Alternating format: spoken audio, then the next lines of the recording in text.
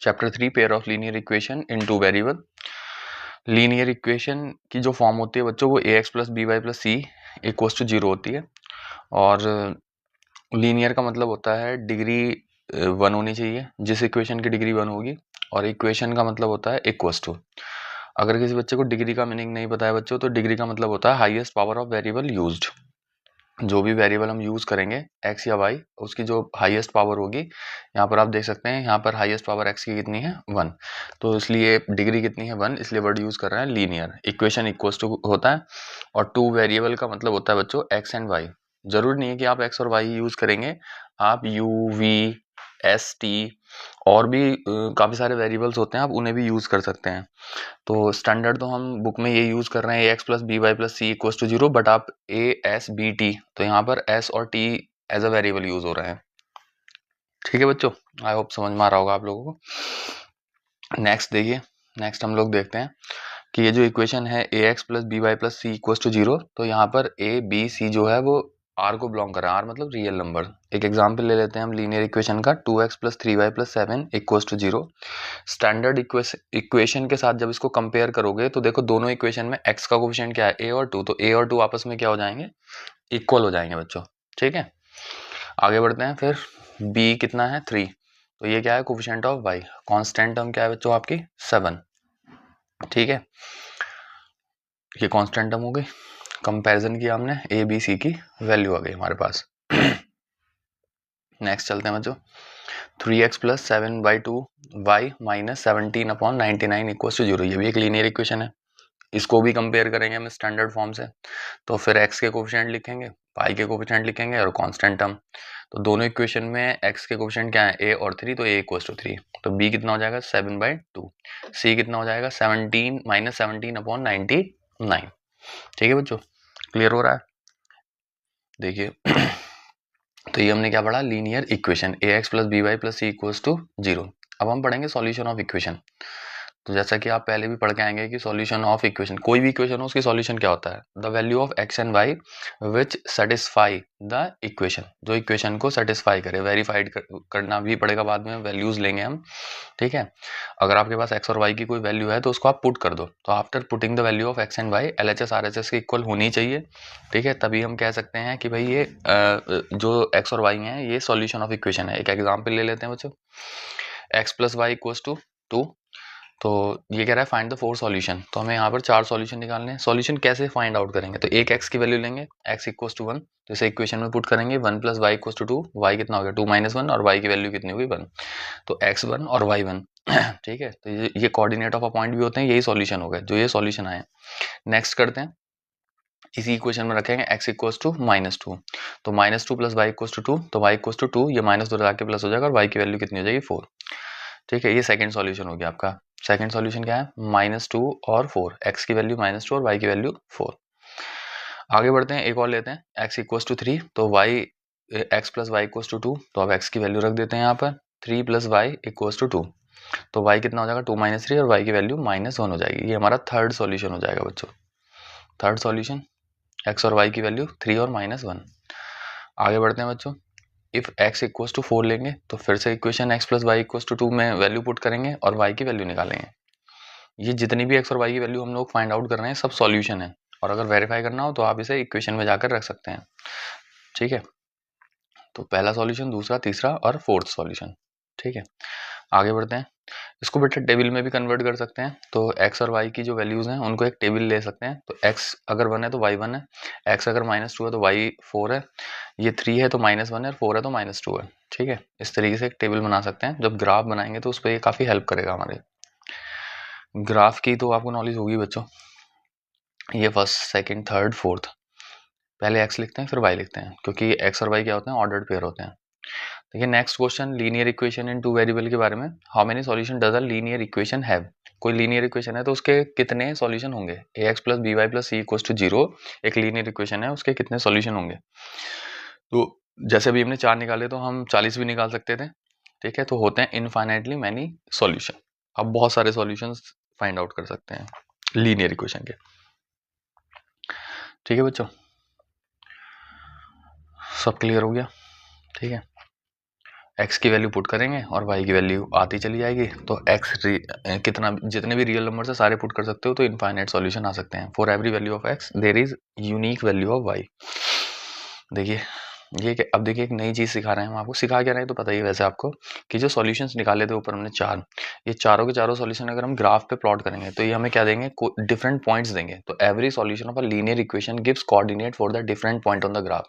और उनको अगर हम आपस में ज्वाइन करेंगे तो हमें क्या मिलेगा, जैसे 4 सॉल्यूशंस थे तुम्हारे, तो ये चारों के चारों क्या बन जाएंगे, पॉइंट्स बन जाएंगे। ये इक्वेशन थी x plus Y equals to 2, इसके 4 सॉल्यूशंस निकाले थे हमने, 1 1 -2 4 3 -1 एंड 4 -2।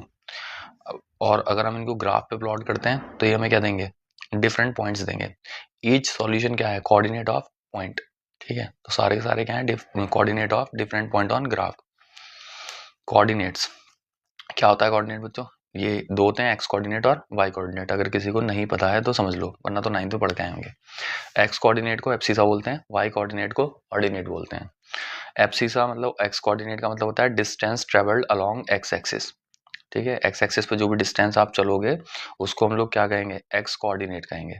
ठीक है, इसके बाद बात आती है वाई कोऑर्डिनेट की। तो देखिए वाई कोऑर्डिनेट क्या होगा, Y coordinate distance travelled along Y axis. ठीक है, तो वाई एक्सिस पे जो भी डिस्टेंस आप लोग चलोगे उसको हम वाई कोऑर्डिनेट या फिर ऑर्डिनेट कहते हैं। ठीक है, तो जो भी आपके पास पी पॉइंट है उसके कोऑर्डिनेट एक्स और वाई, उसको ग्राफ पे प्लॉट करेंगे कैसे, वो देख लीजिए।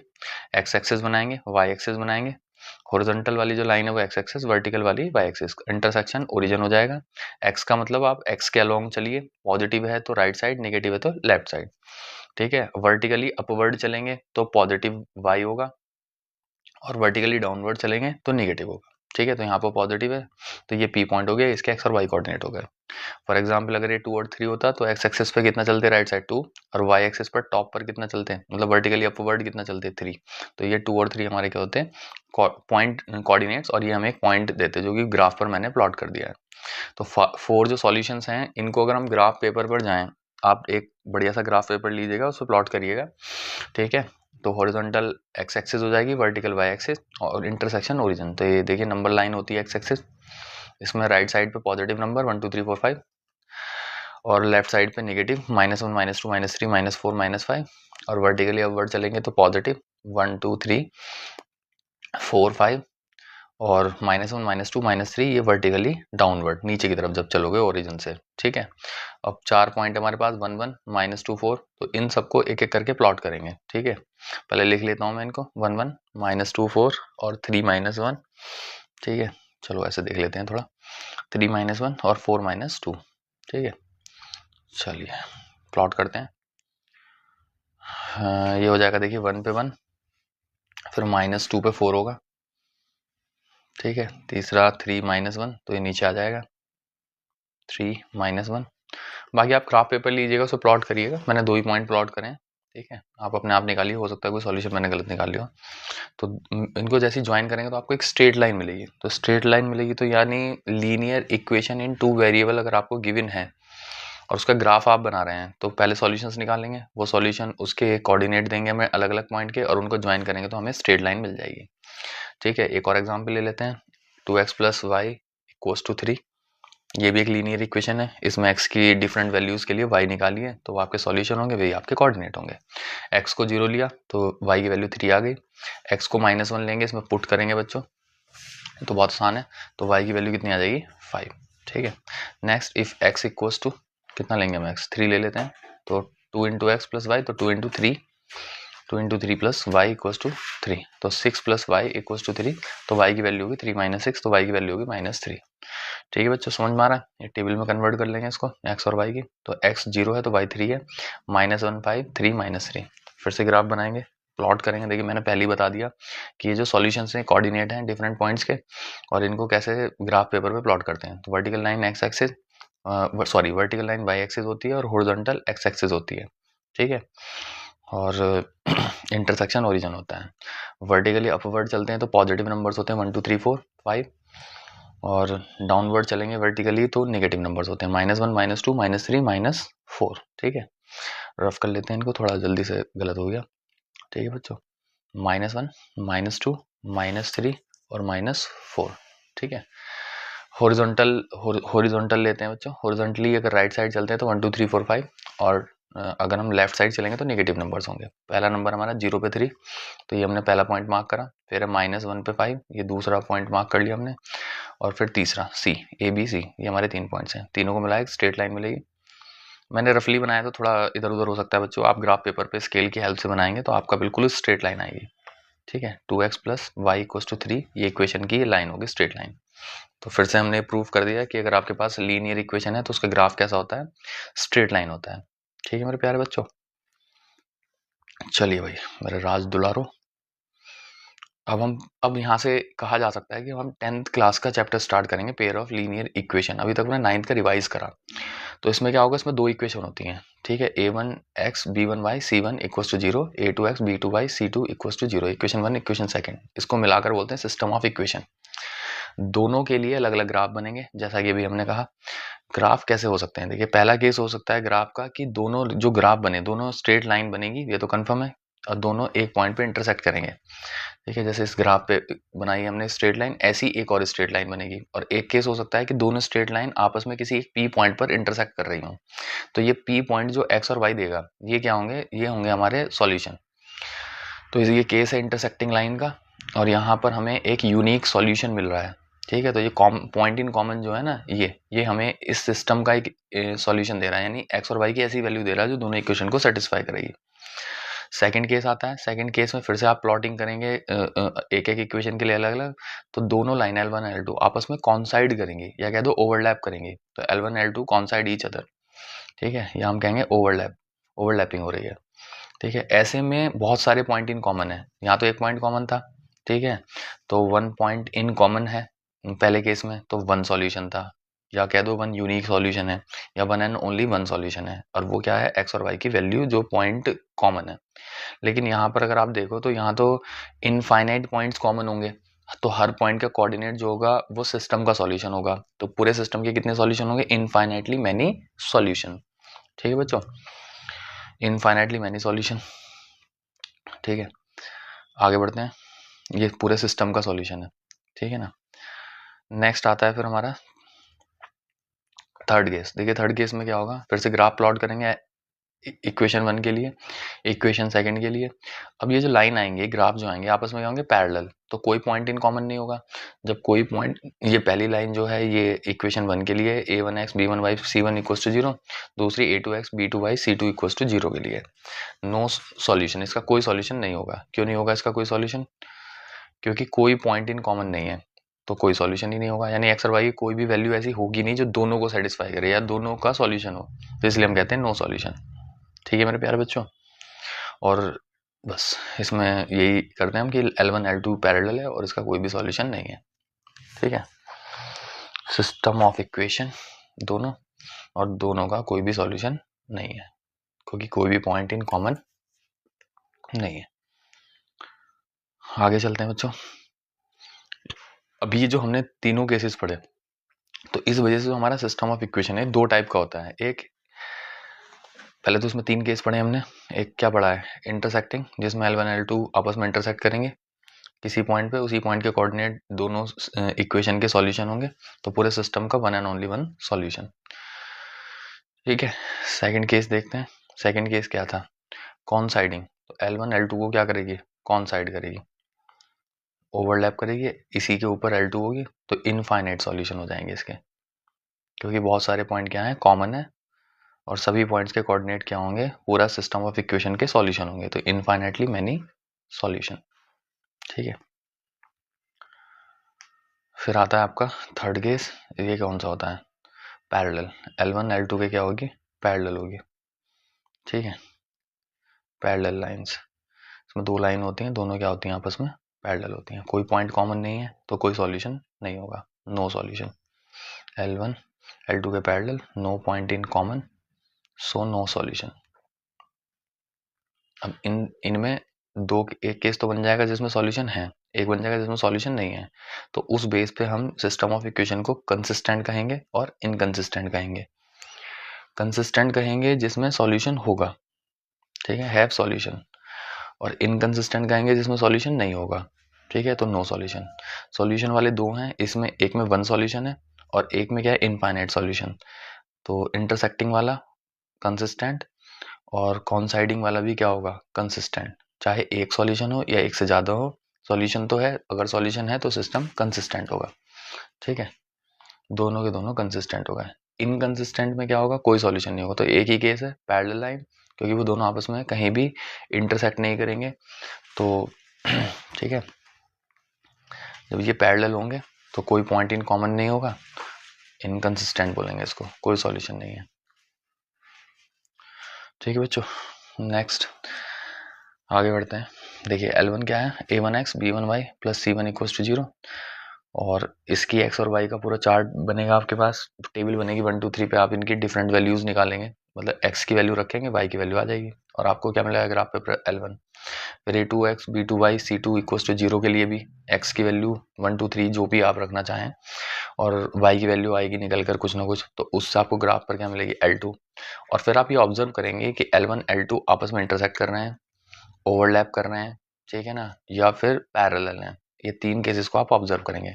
अगर इंटरसेक्ट करेंगे तो यूनिक सॉल्यूशन, और अगर ओवरलैप कर रहे हैं तो इनफाइनाइट सॉल्यूशन, और अगर पैरेलल है तो नो सॉल्यूशन। ये तीन केसेस हैं।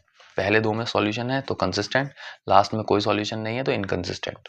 तो फर्स्ट एंड सेकंड कंसिस्टेंट हो गए और ये क्या हो गया इनकंसिस्टेंट। लेकिन हम ये बता पा रहे हैं ग्राफ बनाकर। अब हम कोशिश करेंगे बिना ग्राफ के बनाने की, मतलब ठीक है, कि अगर हमारे पास ग्राफ ना हो या ग्राफिकली ना पूछे, अलजेब्रिकली पूछे, तो क्या करेंगे। तो फर्स्ट इक्वेशन में a1 b1 c1 को फाइंड करेंगे। फिर second equation a2x b2y plus c2 में a2 b2 c2 फाइंड करेंगे। ठीक है, अब इनका रेशियो निकालेंगे। ठीक है, कोफिशिएंट ऑफ x का रेशियो निकालेंगे, कोफिशिएंट ऑफ y का रेशियो और कांस्टेंट टर्म का रेशियो, और इनको कंपेयर करेंगे और हम अपना इंटरप्रिटेशन बता सकते हैं। अगर a1 a2 और b1 b2 आपस में इक्वल नहीं होंगे तो फर्स्ट केस होगा one and only one solution, यानी लाइन कैसी होंगी इंटरसेक्टिंग। ठीक है, इसमें यूनिक सॉल्यूशन होगा, लाइन कैसी हो जाएंगी आपकी इंटरसेक्टिंग, और जो पॉइंट इन कॉमन है इसके एक्स और वाई की जो वैल्यू होगी, इसके एक्स कोऑर्डिनेट और वाई कोऑर्डिनेट, वही सिस्टम का सॉल्यूशन होंगे। अगर a1 a2 b1 b2 c1 c2 आपस में इक्वल होते हैं तो इनफाइनाइटली मैनी सॉल्यूशन, मतलब लाइन क्या होंगी बच्चों, ओवरलैप करेंगे, कोइंसिडेंट होंगे। ठीक है, L1 के ऊपर ही क्या होगी L2, और बहुत सारे सॉल्यूशन इसके होंगे कॉन्साइडिंग। तीसरा देखिए, थर्ड, ठीक है, लाइन कॉन्साइड कर रही है। ठीक है, थर्ड देखिए, थर्ड में क्या होगा a1 a2 और b1 b2 इक्वल होंगे आपस में, क्योंकि फर्स्ट केस में नॉट इक्वल है तो इसमें इक्वल होंगे, और लास्ट वाला क्या होगा नॉट इक्वल, क्योंकि वो सेकंड में इक्वल है। तो ये नया केस बनेगा, इसमें क्या होगा नो सॉल्यूशन, कोई सॉल्यूशन नहीं होगा, यानी लाइंस क्या होंगे आपस में पैरेलल होंगे, और सिस्टम क्या हो जाएगा इनकंसिस्टेंट। ठीक है, एक एग्जाम्पल ले लेते हैं, x minus 2y equals to 0 और एक 3x plus 4y minus 20 equals to 0। देखिए फर्स्ट इक्वेशन से कंपेयर करेंगे तो a1 की वैल्यू, b1 की वैल्यू और c1 की वैल्यू हम यहाँ पे फाइंड कर सकते हैं। तो देखिए a1 कितना है हमारा, a1 1 है, b1 कितना है -2 और c1 0। फिर second equation a2 b2 c2 find करेंगे, कितना होगा a2 b2 c2 3 4 -20। इनका रेशियो निकालते हैं, a1 a2 का रेशियो 1/3, b1 b2 का रेशियो कितना है -2/4 यानी -1/2। वैसे तो तीसरे वाले की तो जरूरत ही नहीं है, फर्स्ट और सेकंड को ही देखो, a1 a2 और b1 b2 आपस में इक्वल ही नहीं है, इसका मतलब ये फर्स्ट केस होगा इंटरसेक्टिंग वाला। ठीक है बच्चों, ये इंटरसेक्टिंग वाला केस है, इसमें यूनिक सॉल्यूशन होगा। अगर ग्राफिकली आप ड्रॉ करते हैं तो लाइन आपस में इंटरसेक्ट करेंगी, और जिस पॉइंट पे इंटरसेक्ट करेंगी वही आपका सिस्टम ऑफ इक्वेशन का सॉल्यूशन होगा, और सिस्टम ऑफ इक्वेशन को आप कंसिस्टेंट कह सकते हैं। ठीक है बच्चों, आगे चलते हैं। ये तो बता चुका हूँ, unique consistent system unique solution है। तो चलिए next, 2x plus 3y minus 9 equals to 0। ठीक है ना, और एक और ले लेते हैं, अपनी मर्जी से एक इक्वेशन बना लेते हैं। ठीक है ना, 4x plus 6y minus 18 equals to 0। तो फिर से देखो, इन्हें आपस में कंपेयर करेंगे बच्चों। स्टैंडर्ड इक्वेशन से कंपेयर करने के बाद a1 b1 c1 और a2 b2 c2 find out कर लेंगे। आप कंपेयर कर ही सकते हैं बच्चों, तो बच्चों वाला क्वेश्चन है a1 2 b1 3 c1 -9 और a2 b2 c2 4 6 -18। a1 a2 का रेशियो 1/2 आ गया, b1/b2 3/6 रखा 1/2 आ गया, और C1/C2 रखेंगे तो -9/-18, तो ये भी 1/2। तो सब आपस में इक्वल है। A1/A2, B1/B2, C1/C2 ये सब इक्वल है किसके? 1/2 के। तो जब तीनों आपस में इक्वल हो गए तो लाइन क्या करेंगे? कौन साइड करेंगे? इनफाइनाइटली मैनी सॉल्यूशन होंगे। ठीक है, ध्यान से पढ़ना है बच्चों, सोना नहीं है। ठीक है ना? हाँ, कुछ बच्चे सो जाते हैं पढ़ते पढ़ते। चलिए मेहनत करिए, काम आएगी आपके। x + 2y - 4 = 0 ये आपकी फर्स्ट इक्वेशन है। A1 B1 C1 = 0 से कंपेयर करेंगे। A1 की वैल्यू कितनी हो जाएगी? कंपेयर कर लो, 1, B2 कितना 2 और C1 कितना -4। कंपेयर नहीं हो पाते तो बच्चों पूछना है, वरना तो कुछ नहीं होगा आपसे। दूसरी equation 2x + 4y - 12 = 0। Second equation है A2x B2y C2 = 0। तो A2 फाइंड आउट कर सकते हैं, B2 C2। ठीक है ना? 2 4 - 12। आगे बढ़ते हैं, देखिए नेक्स्ट। A1/A2 1/2 हो जाएगा। B1/B2 कितना हो जाएगा? 2/4, तो ये 1/2 हो जाएगा। C1/C2 करेंगे तो ये 4/-12 होगा, माइनस से माइनस कैंसिल, ये 1/3। A1/A2 B1/B2 का इक्वल है, बट C1/C2 का इक्वल नहीं है। तो आप वैल्यूज रख दिए मैंने, देख सकते हैं आप। ये किसका केस होता है? ये थर्ड केस होता है, नो सॉल्यूशन। लाइन क्या करेंगे? पैरेलल होंगी इसमें। लाइन क्या होंगी? पैरेलल। तो फिर से देखिए, तीनों केसेस के एग्जाम्पल ले चुके हैं हम लोग। ठीक है, एक बार आप अपने आप भी रिवाइज कर सकते हैं पीछे। L1 L2 parallel. सिस्टम क्या हो गया? इनकंसिस्टेंट हो गया। ठीक है मेरे प्यारे बच्चों, नेक्स्ट आगे बढ़ते हैं बच्चों। NCERT का एग्जाम्पल 1 लेते हैं। ठीक है, वैसे तो आप खुद भी कर सकते हैं, अपने आप भी ट्राई कर सकते हैं। क्वेश्चन है आपका x + 3y = 6 और 2x - 3y = 12। क्या करेंगे बच्चों? इसमें फर्स्ट इक्वेशन लेंगे और फर्स्ट इक्वेशन में x की वैल्यू आप कोई भी रियल वैल्यू ले सकते हैं। हमने 0 लिया, वैल्यू पुट की, सॉल्व किया इसमें, तो y की वैल्यू कितनी आ गई? 2। x हमने फिर 1 लिया, x = 3 लिया हमने, 3 + 3y = 6। तो 3y = 6 - 3, तो y कितना हुआ? 3y = 3, तो y की वैल्यू 1 हो गई। फिर हमने x की वैल्यू को लिया, 0 ले चुके हैं, 3 ले चुके हैं, तो हम उसको ले लेते हैं 6। तो 6 + 3y = 6। देख सकते हैं आप, y की वैल्यू 0 आ गई। ठीक है, टेबल बनाएंगे। पहले x 0 लिया, 0 पे कितना है? y 2। ठीक है, 3 पर कितना है? 1 और 6 पर कितना है? 0।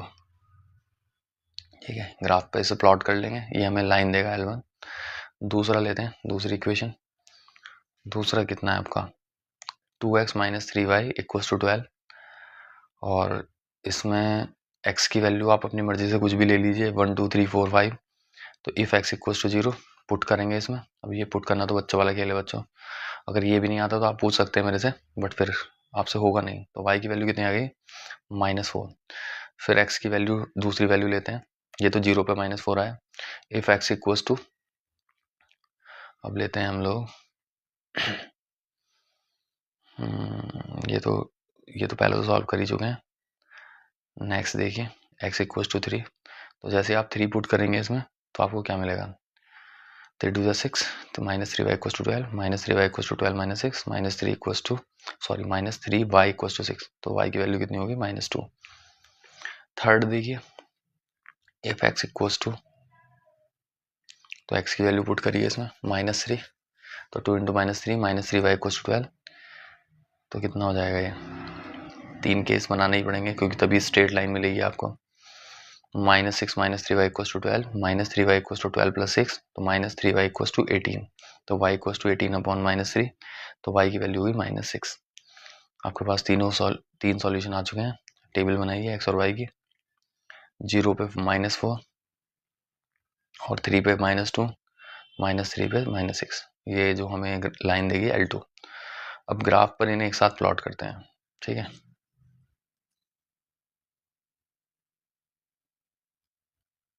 देखिए कैसे प्लॉट करेंगे। ये आपकी y एक्सिस हो गई, वर्टिकल लाइन, ये x एक्सिस हो गई। तो नंबर लाइन बनाएंगे, इंटरसेक्शन ओरिजिन हो जाएगा। 1 2 3 4 5 लेंगे बच्चों। ठीक है नहीं, 1 2 3 4 5 -1 -2 -3 -4, ठीक है। वर्टिकली डाउनवर्ड जाएंगे तो -1 -2 -3 -4। अब देखिए पहली इक्वेशन जो है L1 उसके पॉइंट प्लॉट करते हैं, ठीक है नहीं, या दूसरी के कर लेते हैं, कोई फर्क नहीं पड़ेगा। तो आप पहले किसी के भी कर सकते हैं, ठीक है ना। या तो पहली जो आपकी लाइन है देखो, ये हमने कर लिए प्लॉट, पॉइंट प्लॉट करके उनको आपस में क्या किया, ABC प्लॉट करें। A कितना है 0 पे -4, B 3 पे -2 और C कितना है हमारा -3 पे -5, ठीक है ना। ये हमने L2 के लिए प्लॉट करा तो ये हमारी L2 आ गई। L1 देखिए 0 पे 2, तो 0 पे 2 हमारा P पॉइंट हो जाएगा, फिर कितना है 3 पे 1 और फिर 6 पे 0, ठीक है। इन आपस में क्या करेंगे ज्वाइन। देखो एग्जैक्ट तो नहीं आया मेरा, आप एग्जैक्ट बना सकते हैं ग्राफ पेपर पे, ठीक है। तो ये आपस में क्या करेंगे इंटरसेक्ट करेंगे। तो बेटा थोड़ा सा गलत बन गया, आप ग्राफ पेपर पे बनाना, क्योंकि मेरा डिस्टेंस सेम नहीं है इसलिए सही नहीं आ रहा। 0 1 2 3 जो नंबर लाइन बनाई है ना, ये रैंडम है, रफ बनाई है। तो ये कहाँ पर इंटरसेक्ट करेंगे, 0 और 6 पे इंटरसेक्ट करेंगे दोनों लाइन। L1 L2 कहाँ इंटरसेक्ट करेगा 6 0 पर। तो इसके सॉल्यूशन क्या होंगे 6 और 0। ये जो दो इक्वेशन है आपकी, फर्स्ट इक्वेशन फर्स्ट एग्जाम्पल में, इसका आंसर होगा 6 पर 0। आप ग्राफ पेपर पे प्लॉट करिएगा, ठीक है, या इवन अपनी रफ कॉपी पे भी अगर आप प्लॉट करेंगे ना तो भी आपका आंसर बिल्कुल सही आएगा, ठीक है। अगर आप एक रफ कॉपी पे स्केल लेते हैं, स्केल की हेल्प से करते हैं, तो भी आपका आंसर बिल्कुल सही होगा, ठीक है। ये देखिए एक और एग्जाम्पल ले लिया हमने, इसमें इसमें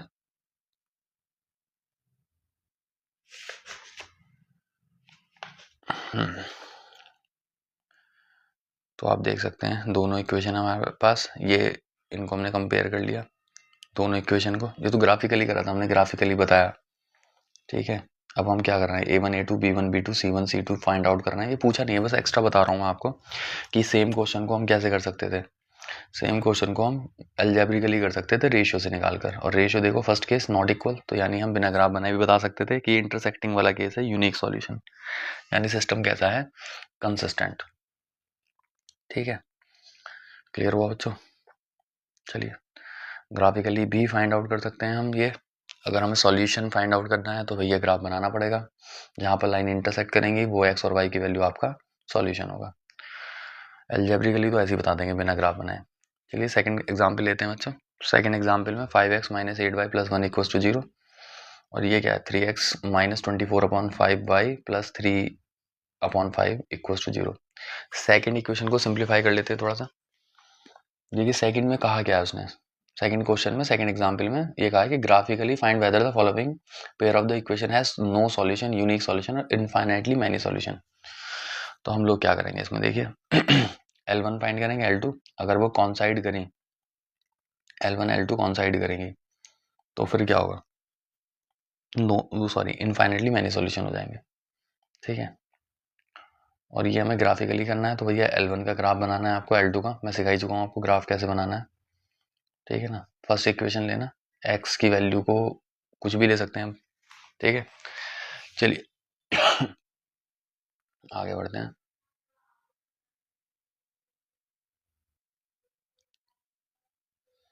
नेक्स्ट देखिए बच्चों,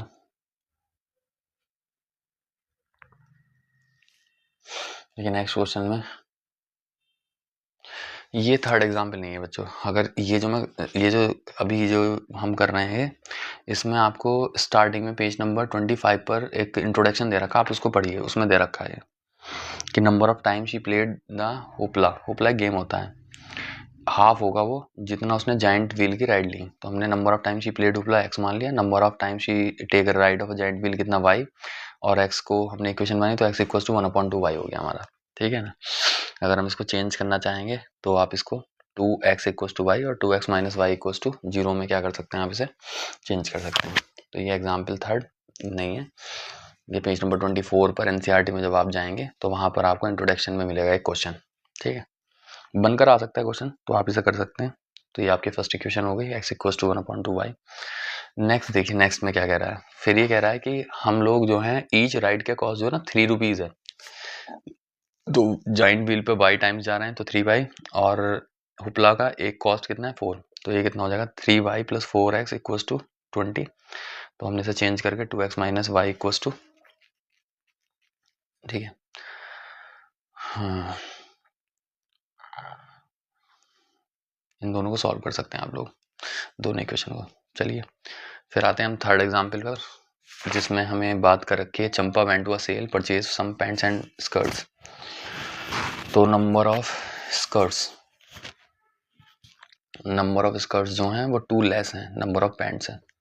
तो यहाँ पर हम लेट कर लेते हैं कि let number of pants be x and number of sorry pants को मत करो,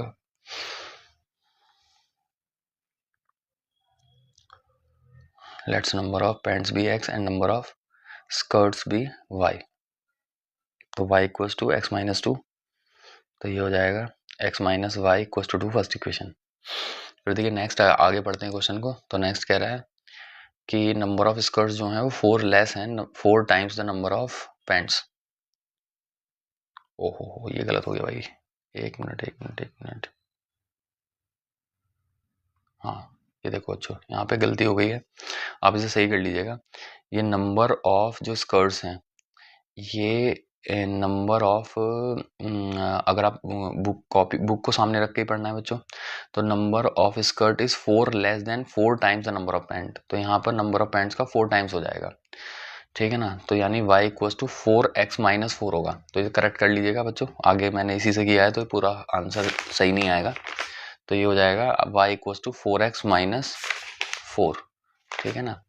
ये हो जाएगा आपका 4, हाँ तो ये 4x minus Y equals to 4, आप ऐसे भी ले सकते हैं, ठीक है। 4x minus Y equals to 4, तो ये दो इक्वेशन बन गए। ये x minus Y equals to 4 नहीं होगा, दोनों को आपस में प्लॉट करोगे तो आपको इंटरसेक्टिंग मिलेगा यानी यूनिक सॉल्यूशन। तो वही आपकी कॉस्ट होगी x और y की, ठीक है बच्चों। इसे आप ही बनाएं, अपने आप ही बनाएं, ठीक है, खत्म। ठीक है बच्चों, इसको प्लॉट कर लीजिए। एग्जाम्पल खत्म हो चुके हैं आपका, क्या कहते हैं उसे, अब आप एक्सरसाइज 3.1 अपने आप भी शुरू कर सकते हैं, वरना तो अपना नेक्स्ट लेक्चर देखिए, ठीक है बच्चों, बाय।